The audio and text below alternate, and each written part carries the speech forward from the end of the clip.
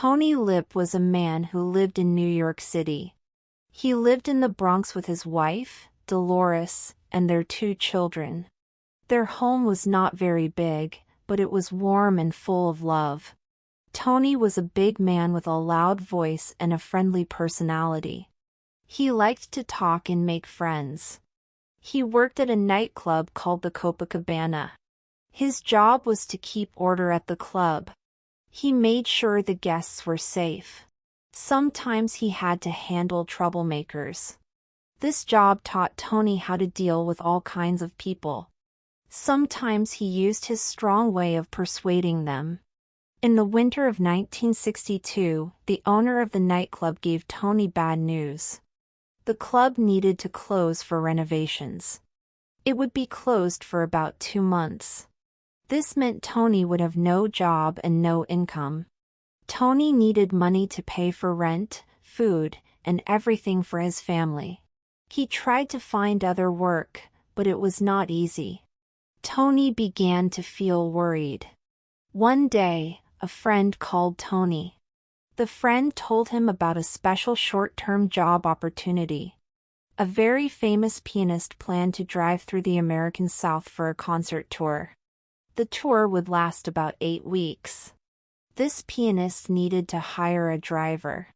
He also needed an assistant who could handle various tasks and problems during the trip. Tony's friend thought Tony was perfect for the job. He thought so because Tony could both drive and handle special situations. Tony was interested and decided to go for an interview. The interview was at a beautiful building in Manhattan's Upper West Side. The building was above the famous Carnegie Hall. The best musicians in the world performed at Carnegie Hall. The pianist's apartment was above the concert hall.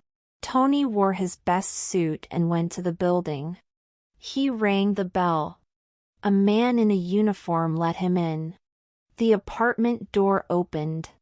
Tony walked into a world of luxury he had never seen before. The room was very spacious with high ceilings. There were expensive carpets on the floor. There were beautiful paintings and artwork on the walls. The furniture looked old and very valuable. Large windows looked out over the streets of New York. In the innermost room, a man sat on a tall, ornately carved chair. It looked like a throne for a king. This man was Dr. Donald Shirley. People usually called him Dr. Don Shirley. He was a world-famous pianist. Dr. Shirley wore a perfectly tailored, expensive suit. He sat very straight and looked dignified. His manners were extremely elegant. He spoke very precisely. He had a calm and educated voice. Tony also noticed that Dr. Shirley was an African-American man. This surprised Tony a little. In his experience, very few black people lived in such luxury. In his experience, very few black people had such status. Dr. Shirley asked Tony to sit down. He began to explain the job. He planned a series of piano recitals in states across the American South. The journey would take about 8 weeks. They would drive from city to city. Dr. Shirley needed a reliable driver. He also needed an assistant. The assistant would help with concert arrangements. The assistant would help with lodging and meals. The assistant would deal with any challenges that might arise during the trip. He specifically mentioned that the journey might involve some unusual situations. Tony replied that he was a good driver. He also said he was very good at handling challenges. Dr. Shirley's assistant was an older man named George. George handed Tony a small booklet with a green cover. Its title was The Negro Motorist Green Book. Mr. George explained that this book was very important. At that time in America, especially in the southern states, there were strict racial segregation laws and customs. Black people could not use the same hotels as white people. Black people could not use the same restaurants as white people. Black people could not use the same gas stations as white people. Black people could not even use the same bathrooms as white people. This green book listed hotels, restaurants, barbershops, and other services in the South. These were places willing to serve Black customers. Without this book, their travel would be very difficult. Without this book, their travel could even be dangerous. Tony flipped through the booklet. It felt strange to him. This was another America he did not know. But he needed the job. The pay was good. He agreed. They signed a simple contract. Dr. Shirley gave Tony an advance on his salary. He told Tony they would leave in a few days. Tony went home. He told his wife, Dolores, that he had found a good job. But he had to be away from home for almost 2 months. Dolores was not happy to hear this. She wanted her husband to stay home with the family. She was worried about the safety of a long trip. She had heard stories about the South not being friendly to Black people. Tony promised his wife he would be careful. He promised to write letters home regularly. Dolores finally agreed. She agreed because she knew the family needed the money. She made Tony promise to write at least once a week. The day of departure arrived. Tony went to Dr. Shirley's apartment. A brand new, deep green Cadillac sedan DeVille was parked downstairs. The car was long, wide, and shiny. The car had soft leather inside. It had been rented by Dr. Shirley's company for the tour. Tony checked the car. He carefully loaded Dr. Shirley's expensive suitcases into the trunk. Dr. Shirley finished his final instructions with his assistant, Mr. George. Then he got into the back seat of the car. Tony got into the driver's seat. He started the engine. Their journey to the South began. During the first part of the trip, there was almost no conversation between the two men. The atmosphere was a bit awkward. Their backgrounds and personalities were very different. Tony was a blue-collar worker. He was used to street life and direct communication. He liked to smoke while driving. He liked to listen to pop music on the radio. He liked to comment loudly on interesting things he saw. Dr. Shirley was a highly educated artist. He had a refined lifestyle and careful manners. He asked Tony not to smoke in the car. He corrected Tony's grammar and word choices. Tony felt Dr. Shirley was a bit snobbish and cold. Dr. Shirley thought Tony was somewhat rude and unprofessional. Their first performance was in a wealthy town in Pennsylvania. The concert was in an elegant hall. The audience was almost all well-dressed white people. Tony stood backstage. He saw Dr. Shirley perform for the first time. Dr. Shirley's fingers flew across the keys. He produced beautiful and complex classical music. Tony was deeply impressed. The audience was completely absorbed. When the performance ended, there was warm applause. Many people stood up. Tony felt a strange sense of pride. This genius artist was his boss. However, the reality of the situation became clear right after the concert's glory faded. When arranging accommodation, Tony tried to check Dr. Shirley into a nice hotel as usual. The front desk told him, "We don't serve Negroes here." Tony was angry. He argued that Dr. Shirley was a famous musician. The clerk just shook his head coldly. Tony had to take out the green book. He found a small motel in another part of town. This motel allowed Black guests. The conditions of the motel were worlds apart from the beauty of the concert hall. Dinner presented the same problem. At the dinner provided by the organizers, Dr. Shirley was politely but firmly told something. He could not dine with the white guests in the main dining room. He had to eat in a separate small room. Tony saw Dr. Shirley accept this calmly. But Tony himself felt angry inside. Situations like this kept repeating on the journey. In Indiana, a high-end club allowed Dr. Shirley to perform. But the club would not let him use the guest restroom. They told him to use an old, small shack outside in the woods. In Kentucky, a clothing store wouldn't let Dr. Shirley try on a suit. He could only try it on if he paid for it first. Tony felt furious each time. He wanted to argue. But Dr. Shirley would usually stop him with a look or a short word. Dr. Shirley said, "You don't understand their rules, Tony. Violence or arguments won't solve the problem. They will only make things worse." One night, they were on a rural road in Mississippi. They were pulled over by a police car. Two white police officers approached. They shone a flashlight into the car. One officer saw Dr. Shirley in the back seat, wearing a suit.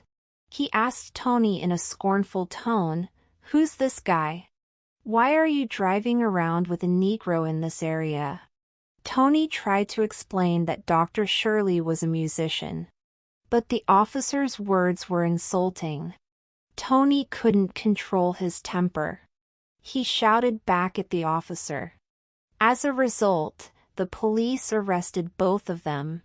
They were arrested for disorderly conduct and provocation. They were put in the local jail. In the dirty jail cell, Tony felt scared and regretful. Dr. Shirley, however, was unusually calm. He demanded to make a phone call. When the call connected, he spoke in a calm, authoritative tone to someone. Tony heard him mention the Justice Department. He also heard him mention Robert Kennedy. Robert Kennedy was the U.S. Attorney General at the time. He was the president's brother. A few hours later, the jailer himself came to the cell. His attitude had completely changed. He respectfully released them. He apologized. Driving away from the police station, Tony was stunned. He asked Dr. Shirley how he had done that. Dr. Shirley simply said, "I have some friends." Dignity and the right contacts can sometimes be more useful than fists. Tony began to see this quiet pianist in a new light. During the trip, Tony kept his promise to write letters to his wife. But he had only basic education. Writing was difficult for him. His letters were short. His letters were full of spelling mistakes. His letters just said things like, "I'm fine, work is good, miss you." One day, Dr. Shirley saw Tony struggling to write a letter. He offered to help. Dr. Shirley asked Tony to tell him what he wanted to say. Then, Dr. Shirley wrote it down. He wrote in beautiful, poetic, grammatically perfect sentences. He described the scenery. He wrote, "Today we drove through golden wheat fields, the sky like an upside-down lake." He expressed longing. He wrote, "My thoughts are like this long road, always leading back to you." He even quoted poetry. Dolores was overjoyed when she received these letters. She read them to the children. She even showed them to the neighbors. She praised how romantic and cultured Tony had become. Tony was both grateful and a little embarrassed. He asked Dr. Shirley not to write too fancy. But in his heart, he was glad his wife was happy. The long drives and shared experiences slowly led to more conversation between the two men. Tony learned that Dr. Shirley was born in Florida. He was a child music prodigy. He trained at the Leningrad Conservatory. This was a top music school in the Soviet Union at the time. He spoke fluent English, Russian, German, Italian, and French. He had performed at the White House for the president. He had performed for royalty across Europe. But he lived mostly alone. He was distant from his brothers. He wasn't married. He always seemed separated from the world around him by an invisible wall. He chose to tour the South, even though he knew it would be difficult. He did this partly because he wanted to understand and confront the reality his race faced. Dr. Shirley also saw another side of Tony. Although Tony wasn't well-read, he had a lot of practical wisdom. He was optimistic, loyal, and very adaptable. Tony loved his family deeply. His eyes shone when he talked about his wife and kids. Tony solved problems in a simple, direct way. This directness sometimes felt new and even enviable to Dr. Shirley. Dr. Shirley was used to complex social manners. Tony taught Dr. Shirley a simple card game. He told him stories about life on the streets of New York. Once, their car got a flat tire near some farmland in Georgia. Tony pulled over. He got out to change the tire. Dr. Shirley got out to stretch his legs. Across the road, in a cotton field, several older black men were working. They stopped their labor. They straightened up. They silently watched. They watched this well-dressed black man in a fine three-piece suit. He was standing next to a luxury car. Sweat ran down their weathered faces. Their eyes held confusion, curiosity, and perhaps a hint of unspoken distance. Dr. Shirley also watched them quietly. His expression was complex. No one spoke. There was only the sound of the wind through the fields. Tony finished changing the tire. He called Dr. Shirley back to the car. After they drove off, Dr. Shirley was silent for a long time. That wordless scene stayed with both of them.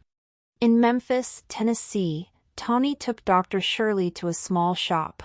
He said it had the best fried chicken in the state. Dr. Shirley had never eaten food directly with his hands before. He thought it was unhygienic and undignified. But Tony insisted. He said it was part of the travel experience. Dr. Shirley cautiously tried a piece. Then he tried another. He liked the taste. Later, they were in the car. Tony threw his leftover chicken bones out the window. Dr. Shirley hesitated. Then he did the same with his bones. They looked at each other. They suddenly laughed together. It was a rare, light-hearted, and happy moment on the journey. They also shared music. Tony's car radio was always tuned to stations playing pop music and rhythm and blues. Dr. Shirley was dismissive at first. He called it noisy street music. But Tony enthusiastically introduced him to different singers and songs. Slowly, Dr. Shirley began to hear the rhythm and emotion in the music. In return, during long drives, Dr. Shirley would play his classical music records. He played Chopin, Liszt, Tchaikovsky. He explained the stories and emotions behind the music to Tony. Tony tried hard to listen. Though he often didn't understand, he could feel the beauty of the music. The further south they went, the stronger the atmosphere of racial discrimination became. In North Carolina, a luxury hotel was hosting a concert. The hotel explicitly stated something. Dr. Shirley could perform for the elite white audience in their grand ballroom. But after the performance, he must leave. He could not attend the celebratory dinner for the artist and sponsors. This time, Dr. Shirley refused. He calmly but firmly told the event manager, "If my music is worthy of your ears in the ballroom, then I am worthy of sharing your dining table. Otherwise, the performance is cancelled." Tony stood by his side. He supported his decision. In the end, they drove to a jazz club in the local black community. Dr. Shirley gave a special performance there. He performed for an audience of all races. After the show, he talked and ate with everyone. Tony saw that Dr. Shirley smiled especially brightly that night. The final scheduled concert of the entire tour was in Birmingham, Alabama. This was one of the cities with the most intense racial conflict in America at the time. The venue was an extremely luxurious club. The club was for white people only. The same humiliation happened again. It was even worse. The club manager provided a gorgeous dressing room, but he made it clear that Dr. Shirley could not use any of the guest facilities inside. He could not even use the restroom. More unacceptable, they absolutely forbade Dr. Shirley from appearing at the grand banquet after the show. Tony was furious. He was ready for a fierce confrontation with the manager. Dr. Shirley stopped him. After all they had been through, Dr. Shirley's face showed deep weariness and finality.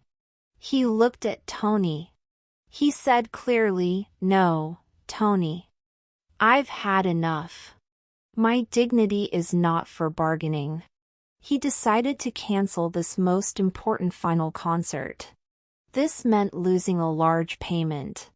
This could possibly mean facing legal issues.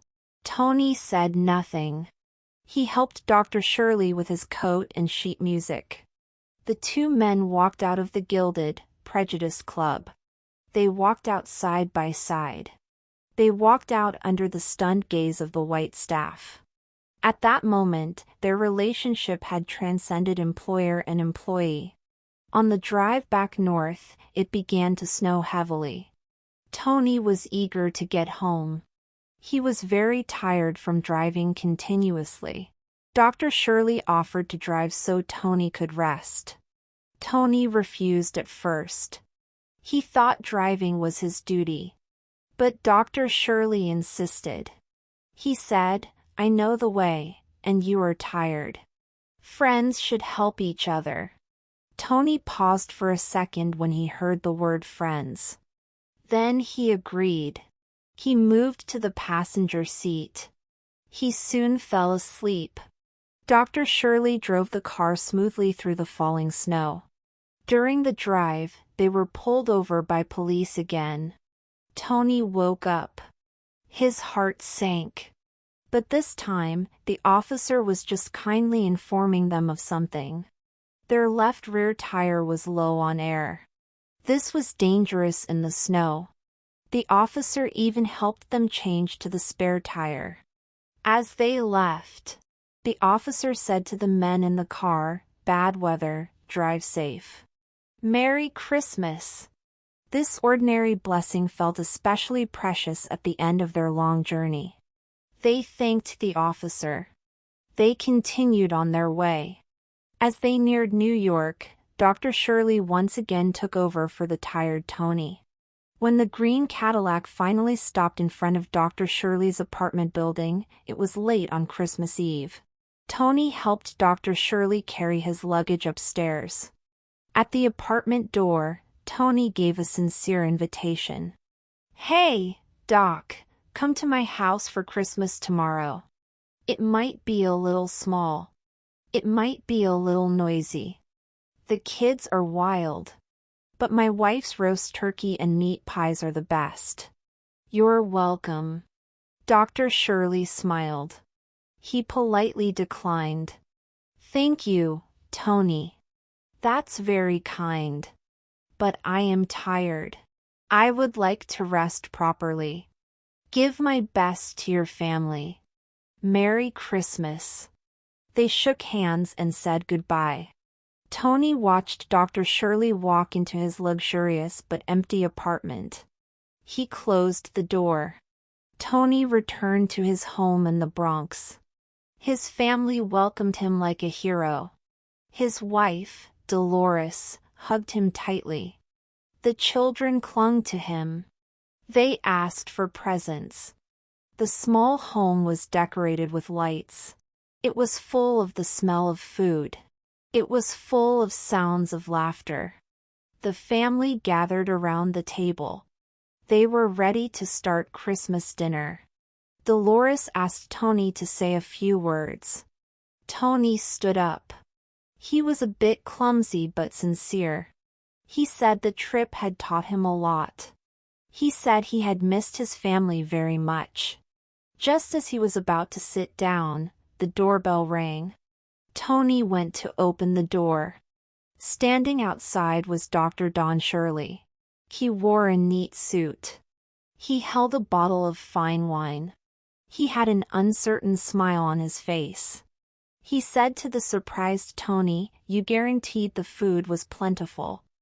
I hope this," he raised the bottle, "can be my ticket in." A huge smile spread across Tony's face. He quickly pulled Dr. Shirley inside. He announced loudly to his family, "Look who's here. It's our friend, Dr. Don Shirley." Dolores warmly hugged Dr. Shirley. She thanked him for writing those wonderful letters. The children looked at this special guest with curiosity. Dr. Shirley was given a seat next to Tony. Dinner began. The room filled with the sounds of conversation. It filled with laughter. It filled with the clinking of cutlery. Outside the window in New York, snow fell quietly. The real friendship between Tony and Dr. Shirley lasted for many years. Dr. Shirley later invited Tony and his family to his concerts. The two families stayed in touch. Tony kept the green book. He kept it as a memento of that extraordinary journey. He kept it as a memento of a friendship. It was a friendship that broke through prejudice. It was a friendship built on genuine respect.